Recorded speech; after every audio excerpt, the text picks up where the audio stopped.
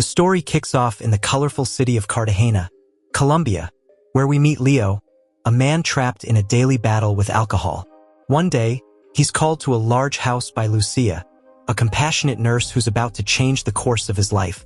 Lucia leads Leo inside to meet the lady of the house, Amélie.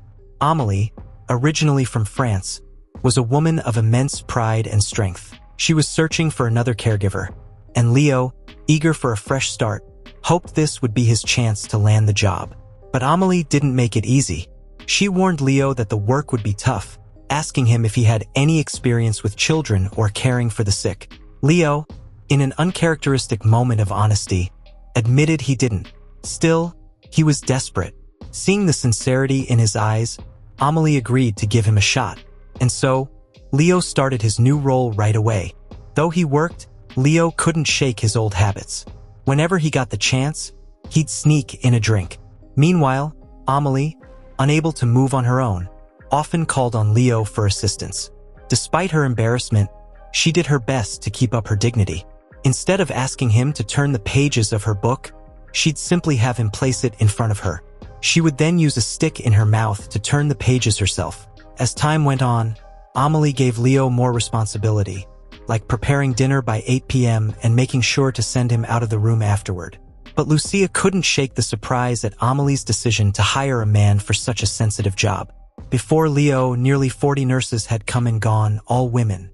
Lucia believed a man shouldn't witness a woman in such a vulnerable state.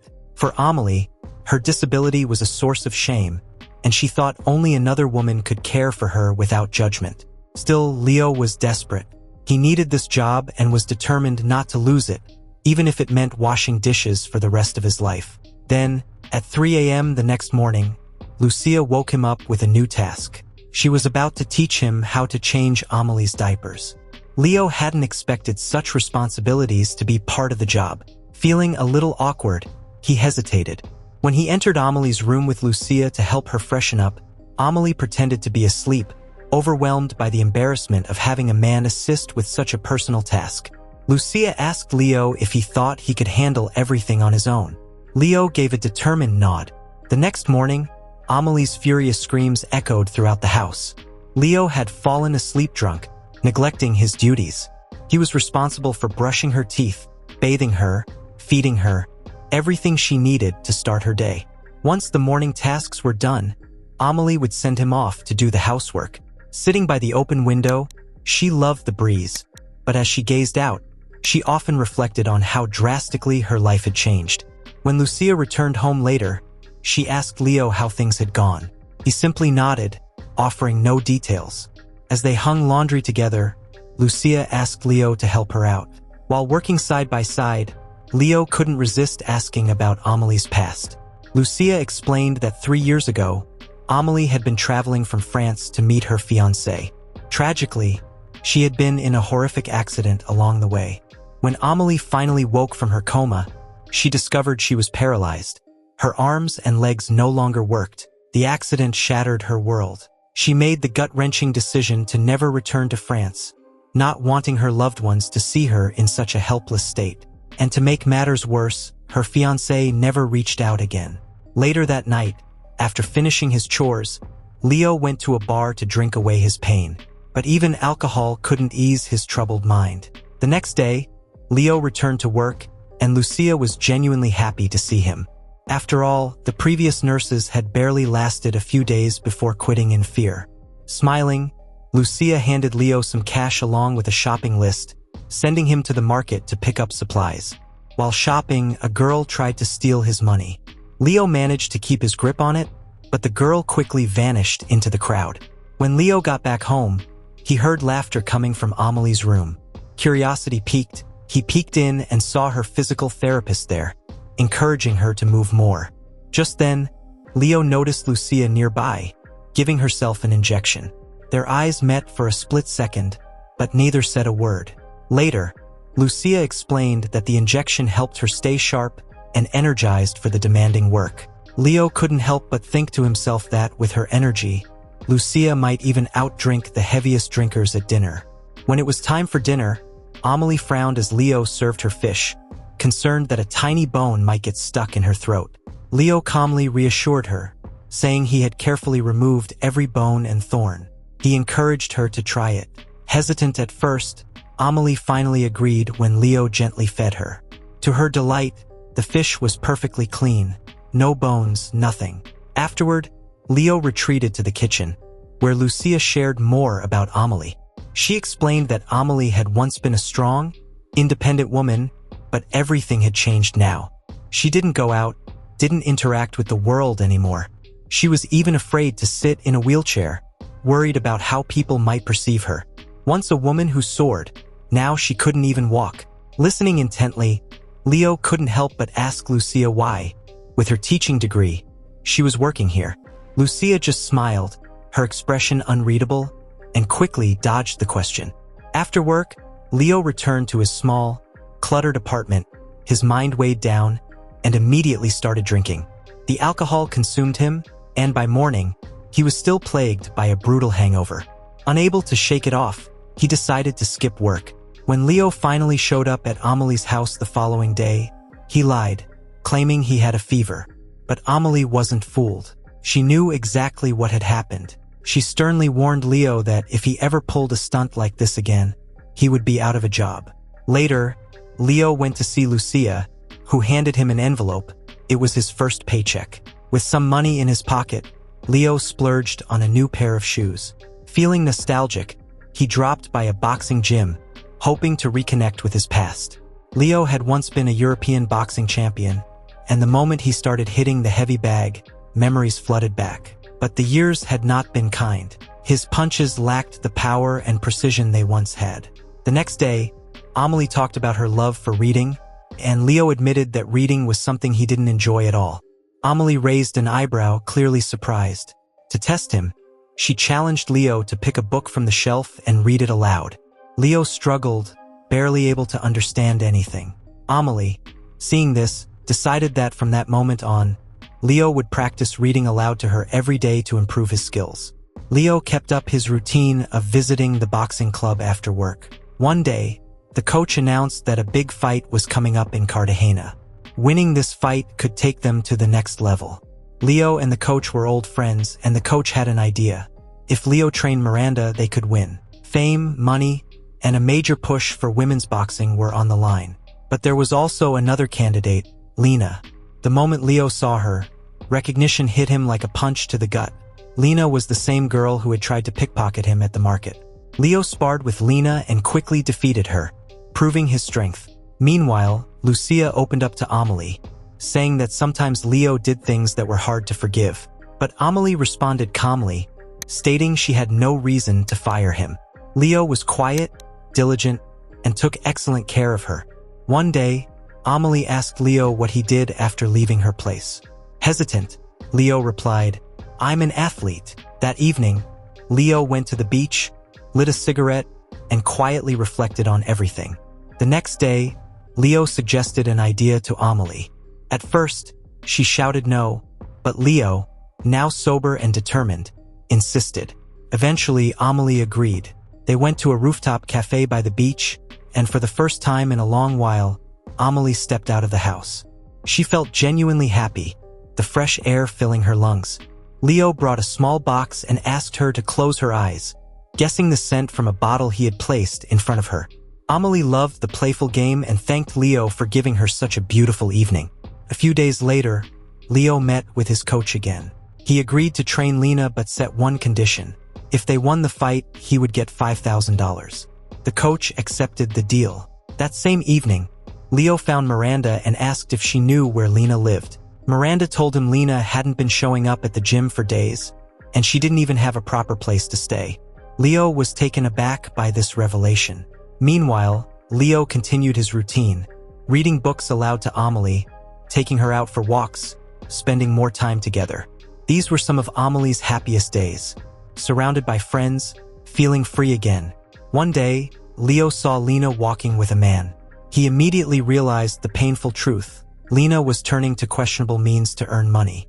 As time passed, Leo and Amelie grew closer, spending more and more time together and learning about each other's lives.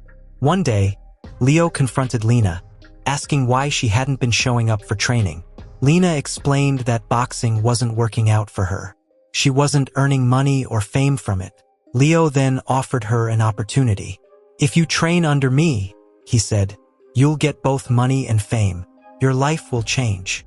He told her about the bet he made with his coach regarding her, and promised that if she won, she'd get half of the earnings. Lena agreed to train, but the reality was, she couldn't even afford food. Meanwhile, Amelie had stopped eating. She missed Leo, though she didn't know that he was spending time with Lena. One night, while dancing at a bar, Lena bumped into another girl, and a fight broke out. Eventually, Leo and Lena had to run from the scene. On their way out, Lena stopped to use the restroom. Just then, a group of guys emerged from a car, looking for revenge. They attacked Leo, beating him severely and demanding to know where Lena was. Lena, seeing what was happening, rushed to Leo's rescue, brandishing a gun. The guys, scared, ran off. Lena helped Leo home, but his injuries were so bad that he couldn't go to work the next day. Leo asked Lena for a favor, and the next morning, the doorbell rang at Amelie's mansion. Amelie, eagerly waiting for Leo, opened the door, but it was Lena standing there. Lena told Lucia that Leo wouldn't be coming to work that day, and introduced herself as Leo's new neighbor, the one who had sent her. Lucia noticed Lena's strange behavior and began to suspect that something was going on between her and Leo. Lucia then told Amelie that a man had come to say Leo was on leave for the day. Amelie, however, couldn't shake the feeling that Leo might never come back. She felt like he didn't have the courage to speak the truth anymore. To distract herself, she buried herself in her books, but Leo's presence haunted her thoughts. He had become a beautiful part of her life. Meanwhile, Leo was still living with Lena, though his wounds hadn't fully healed. Several days later, Amelie began interviewing new nurses to replace Leo, but none of them felt right to her. Amelie couldn't stop thinking about Leo, and then, just as she was lost in her thoughts, Leo appeared in front of her, his face bruised and battered. The sight of him filled Amelie with rage. "You can leave now," she snapped. "You're fired." Leo, shaken by her words, said nothing. He turned and left, feeling the weight of his loss. That night, drowning in sorrow, he sat down to drink. But in a moment of clarity, he changed his mind and gave the bottle to a beggar on the street instead. Later, Lena came to Leo's house, asking if she could stay with him. Leo, though troubled, agreed. Days passed, and Leo focused on preparing Lena for the upcoming championship. Meanwhile, Amelie couldn't escape the pain of missing Leo. She cried herself to sleep. Lucia came over to Amelie's house, bringing food, and tried to comfort her. "You need to move on," Lucia said gently. But Amelie replied, "I'm trying. I'm just so tired of this useless life." Amelie then asked Lucia for an injection, but Lucia refused, her concern for her friend outweighing any request. As the days went by, Lena and Leo continued their training sessions, bonding over the process. One day, Lena asked Leo, "You're a guy? Have you ever been attracted to me?" Leo, without hesitation, replied, "No, not at all." Lena's plan was clear. She wanted to marry Leo, settle down with him, and live a great life in Europe. But Leo had other plans. He was still struggling with his bad habits and working to change his life for the better. The next morning, when Amelie woke up, she was shocked to find Leo lying next to her. Even Lucia was taken aback when she saw him in bed, but neither of them woke him. When Leo finally stirred, confusion clouded his mind. "How did I end up here?" he asked, his voice low. Leo looked at Amelie and asked, "Can I have my job back?" Amelie, heartbroken, told him she couldn't trust him anymore. But Leo promised he would change, that he would quit drinking and turn his life around. Amelie's emotions overwhelmed her, and tears spilled from her eyes. "I've missed you so much," she whispered. "I don't want to go through the same pain again." In the end, Amelie gave him another chance and hired him back. But Lucia, ever protective of Amelie, warned Leo, "If you hurt her again, there will be consequences." Leo and Amelie began to spend time together again, exploring nature, laughing, and enjoying each other's company. For Amelie, these moments were priceless. No one had ever treated her this way before. Meanwhile, Leo continued to train Lena, who was improving with each session. He was managing his work, taking care of Amélie, and being the supportive coach Lena needed. One day, Amélie pulled Leo aside. "Be careful in the ring," she said. "Don't get hurt." Leo nodded and later told Lucia he wouldn't be coming in for the next 2 days to focus on training Lena. Lucia, wanting to protect Amélie from the truth, kept quiet. She didn't tell Amélie about Lena, fearing it would hurt her. Amélie, unaware of the situation, asked Lucia to buy a gift for Leo, a yellow shirt, like a sunflower. The day of the fight arrived. Both coaches watched anxiously as their fighters clashed in the ring. In the end, Lena emerged victorious, securing the $5,000 prize for Leo. But Leo, ever selfless, decided to give the entire amount to Lena. "You deserve this," he said, a quiet smile on his face. Finally, Leo took Amélie on a long drive in his friend's sleek car. As they cruised along the road, Amélie told him, "It's been so long since I've been this far from home. I feel like there's so much more to life than I realized." Leo took her to the seaside, and together they swam in the waves. It felt like the world was theirs, a perfect moment of freedom and connection.